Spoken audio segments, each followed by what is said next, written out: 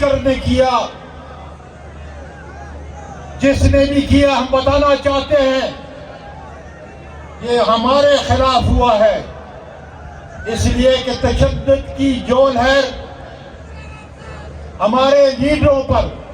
ہماری بہنوں پر، ہماری بیٹیوں پر، ہمارے گھروں کو جس طریقے سے روندا گیا، اس لیے آؤ بیٹھ کر اپنے اس عظیم لیڈر جو آپ کی بھی عزت ہے، آؤ اس بہادر لیڈر کو جو تیرا بھی لیڈر ہے، میرا بھی لیڈر ہے، اور KG 804 کو باعزت رہا کرو۔ اس کی عزت والی اہلیہ بشرا بی بی کے خلاف جن لوگوں نے گٹھیا کیس لے کے آئے، میں سمجھتا ہوں اور سخت بات کر رہا ہوں کہ میرا یہ خیال ہے کہ ان کی اپنی کوئی ماں، بہن اور بیٹی نہیں، ورنہ وہ کبھی بھی ایسا عزت کا ذلیل ترین کیس جو ہے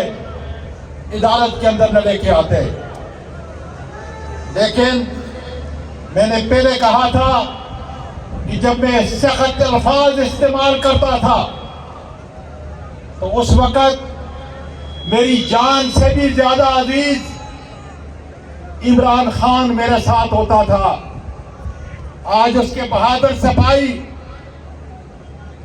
وزیر اعلیٰ علی امین خان گنڈپور کی قیادت میں ہم اس سفر کو طے کر رہے ہیں۔ قسم قسم کے مسائل ہیں، مشکلات ہیں، اس لیے کہ طاقتوروں نے ملک کے مجرموں کو فارم 47 کے ذریعے اس ملک کی قیادت دے دی جو اس ملک کو تباہی کی طرف لے کے جائیں گے۔ اس لیے آج بھی مجھ میں غصہ نہیں، بدلہ نہیں لینا چاہتا، صرف اتنا کہہ رہا ہوں ان لوگوں کو جنہوں نے ہم نے بندوق پکڑائی ہے کہ خدا را اپنی اور ہماری عزت اس پاکستان سے، اسی پاکستان سے جڑی ہوئی ہے، اور اس پاکستان کو اوپر اٹھانے کے لیے اس کی معیشت، اس کی معاشرت، اس کے سماجی اسلوب، اخوت اور پیار عمران خان کے نام سے منسوب ہے۔ اس لیے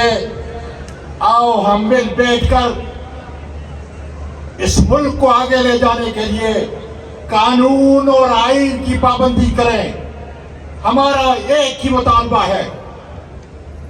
کہ قانون، آئین سارے ججز کے لیے، سارے جرنیلوں کے لیے، سارے سیاسی رہنماؤں کے لیے،